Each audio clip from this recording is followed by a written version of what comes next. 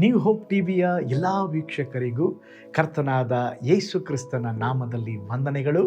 ನಿರೀಕ್ಷೆಯ ವಾಕ್ಯ ಎಂಬ ಕಾರ್ಯಕ್ರಮಕ್ಕೆ ತಮ್ಮೆಲ್ಲರಿಗೂ ಆರ್ಥಿಕ ಸ್ವಾಗತ.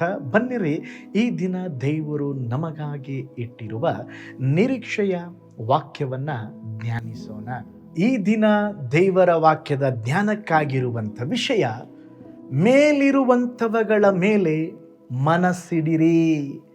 ಅದಕ್ಕೆ ಆಧಾರವಾಗಿ ಕೊಲೆಸದವರಿಗೆ ಬರೆದ ಪತ್ರಿಕೆ 3ನೇ ಅಧ್ಯಾಯ 2ನೇ ವಚನ, ಮೇಲಿರುವಂಥವುಗಳ ಮೇಲೆ ಮನಸ್ಸಿಡ್ರಿ, ಭೂ ಸಂಬಂಧವಾದವುಗಳ ಮೇಲೆ ಇಡಬೇಡಿರಿ.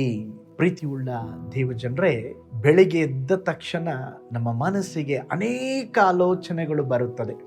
ಇಂದು ಏನಾಗುತ್ತೆ, ಈ ಸಮಸ್ಯೆ ಹೇಗೆ ಬದಲಾಗುತ್ತೆ, ಆರೋಗ್ಯದಲ್ಲಿ ಏನಾಗುತ್ತೆ, ಹಣಕಾಸಿನ ತೊಂದರೆ ಹೇಗೆ ಸರಿಯಾಗುತ್ತೆ, ಆ ವ್ಯಕ್ತಿ ಮತ್ತೆ ಏನು ಮಾಡಲಿಕ್ಕಿದ್ದಾನೋ ಎಂದು ಮನಸ್ಸು ಓಡಾಡಲಿಕ್ಕೆ ಆರಂಭಿಸುತ್ತದೆ.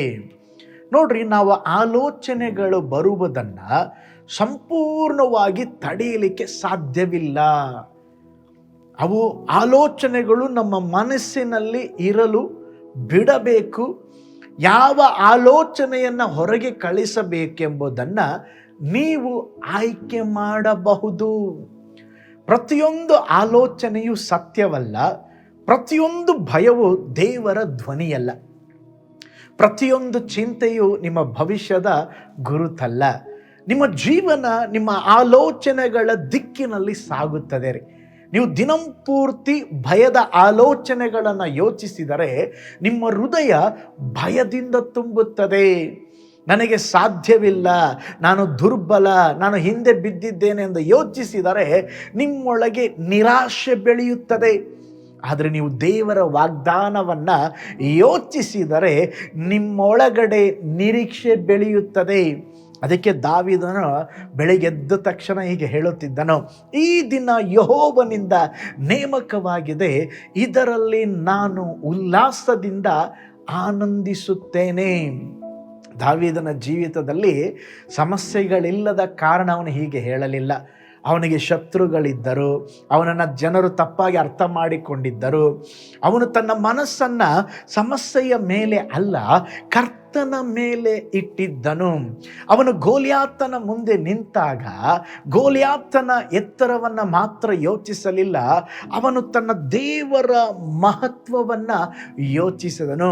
ಪ್ರೀತಿಯುಳ್ಳ ದೇವಜನರೇ, ಮನಸ್ಸು ಒಂದು ಮನೆಯಂತಿದೆ.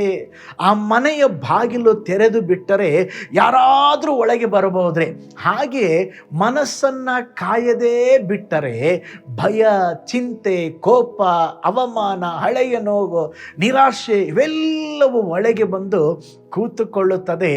ನಂತರ ನಮ್ಮ ಶಾಂತಿಯನ್ನು, ಸಮಾಧಾನವನ್ನು ಹಾಳುಗೆಡುತ್ತದೆ.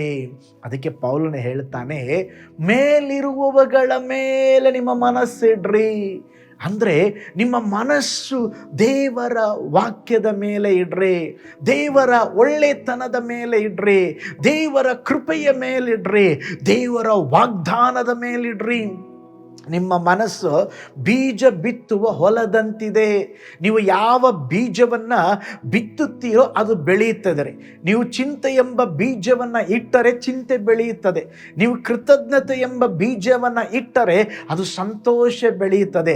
ನೀವು ದೇವರ ವಾಕ್ಯವ ಎಂಬ ಬೀಜವನ್ನು ಬಿತ್ತಿದರೆ ಅದು ನಂಬಿಕೆ ಬೆಳೆಯುತ್ತದೆ. ನೋಡ್ರಿ, 12 ವರ್ಷ ರಕ್ತಸ್ರಾವದಿಂದ ಬಳಲುತ್ತಾ ಇದ್ದಂಥ ಆ ಸ್ತ್ರೀಯನ್ನು ನೆನಪು ಮಾಡಿಕೊಳ್ಳ್ರಿ. ಅವಳು ಬಹಳ ಕಾಲದಿಂದ ಕಷ್ಟದಲ್ಲಿದ್ದಳು, ವೈದ್ಯರ ಬಳಿಗೆ ಹೋಗಿದ್ದಳು, ಹಣವನ್ನೆಲ್ಲ ಖರ್ಚು ಮಾಡಿದ್ದಳು. ಆದರೆ ಪರಿಸ್ಥಿತಿ ಇನ್ನೂ ಬಹಳ ಕೆಟ್ಟದಾಗಿ ಹೋಯಿತು. ಅಂಥ ಸ್ಥಿತಿಯಲ್ಲಿ ಅವಳ ಮನಸ್ಸು ಹೇಳಿರುತ್ತದೆ, ಇನ್ನು ಎಂದಿಗೂ ನಿನ್ನ ಜೀವಿತ ಸರಿಯಾಗೋದಿಲ್ಲ, ಆಯಿತು, ನಿನ್ನ ಜೀವನ ಮುಗಿಯಿತು. ನೋಡ್ರಿ, ಒಂದು ದಿವಸ ಅವಳೊಂದು ಶಬ್ದವನ್ನು ಕೇಳಿಸಿಕೊಳ್ಳುತ್ತಿದ್ದಾಳೆ, ಯೇಸು ಇವತ್ತು ನಮ್ಮ ಊರಿಗೆ ಬರುತ್ತಿದ್ದಾರೆ. ಅವಳು ಆ ಮನಸ್ಸಿನೊಳಗೆ ಯೇಸು ಬರುತ್ತಿದ್ದಾರೆ ಎಂಬುದಾಗಿ ಬಂದಾಗ ಒಂದು ಹೊಸ ನಂಬಿಕೆ ಸ್ತೋತ್ರ ಮೂಡಿತು. ಆ ಎಲ್ಲ ಹಳೆಯ ಆಲೋಚನೆಗಳನ್ನು ಬಿಸಾಕಿದಳು. ಇವತ್ತು ನಾನು ಹೋಗ್ತೇನೆ, ಯೇಸುವಿನ ವಸ್ತ್ರವನ್ನು ಮುಟ್ಟುತ್ತೇನೆ, ಇವತ್ತು ನನ್ನ ಜೀವಿತ ಬದಲಾಗುತ್ತೆ. ನೋಡ್ರಿ, ಅವಳ ಪರಿಸ್ಥಿತಿ ಬದಲಾಗುವ ಮುಂಚೆ ಅವಳ ಮನಸ್ಸು ಬದಲಾಗಿತ್ರಿ. ಅವಳ ಆಲೋಚನೆ ಬದಲಾಗಿತ್ತು. ನನ್ನ ಜೀವನ ಮುಗಿಯಿತು ಎಂಬುವುದಕ್ಕಿಂತ ಇವತ್ತು ನಾನು ಗುಣವಾಗ್ತೇನೆ ಎಂಬುದಾಗಿ ನಂಬಿಕೆಯಿಂದ ಮಾತನಾಡಿದಳು. ಆ ಮನಸ್ಸಿನ ಬದಲಾವಣೆ ಯೇಸುವಿನ ಬಳಿಗೆ ಕರೆದೊಯ್ಯಿತು. ಜನಸಮೂಹದ ಮಧ್ಯೆ ಅವಳು ತಳ್ಳಿಕೊಂಡು ಹೋದಳು. ಯೇಸುವಿನ ವಸ್ತ್ರವನ್ನು ಮುಟ್ಟಿದ ಕೂಡಲೇ ಅವಳಿಗೆ ಸೌಖ್ಯವಾಯಿತು. ಯೇಸು ಸ್ವಾಮಿ ಹೇಳಿದರು, ಮಗಳೇ, ನಿನ್ನ ನಂಬಿಕೆ ನಿನ್ನನ್ನು ಸ್ವಸ್ಥ ಮಾಡಿದೆ. ನಿಮ್ಮ ಪರಿಸ್ಥಿತಿ ಬದಲಾಗುವ ಮೊದಲು ನಿಮ್ಮ ಮನಸ್ಸು ದೇವರ ವಾಕ್ಯದ ಕಡೆ ಬದಲಾಗಬೇಕು. ನಿಮ್ಮ ಬಾಯ ಮಾತು ಬದಲಾಗಬೇಕು. ನಿಮ್ಮ ಒಳಗಿನ ಮಾತುಗಳು ಬದಲಾಗಬೇಕು. ಕೆಲವರು ಬಾಯಿಂದ ಎಲ್ಲ ದೇವರು ನನಗೆ ಒಳ್ಳೇದು ಮಾಡ್ತಾರೆ, ಒಳಗೆ ಮನಸ್ಸಲ್ಲಿ ಅಯ್ಯೋ ದೇವ್ರು ಏನು ಮಾಡಿದ್ದಾರೆ, ಏನು ನಡೆಯೋದಿಲ್ರಿ, ನಾನು ಸೋಲುತ್ತೇನೆಂಬುದಾಗಿ ಹೇಳಬೇಡ್ರಿ. ನಾನು ಗೆಲ್ಲುತ್ತೇನೆ, ಕರ್ತನು ನನ್ನ ಜೊತೆ ಇದ್ದಾರೆ, ದೇವರು ನನಗಾಗಿ ಎಲ್ಲವನ್ನ ಮಾಡಿ ಮುಗಿಸುವರು. ಈ ದಿನದಲ್ಲಿ ನನ್ನ ಜೀವಿತದಲ್ಲಿ ಒಂದು ಅದ್ಭುತ ನಡೀಲಿಕ್ಕಿದೆ. ನಿಮ್ಮ ಮನಸ್ಸಿನಲ್ಲಿ ಅಂಥ ಕಾರ್ಯಗಳನ್ನು ಯೋಚಿಸಲಿಕ್ಕೆ ಆರಂಭಿಸಿ.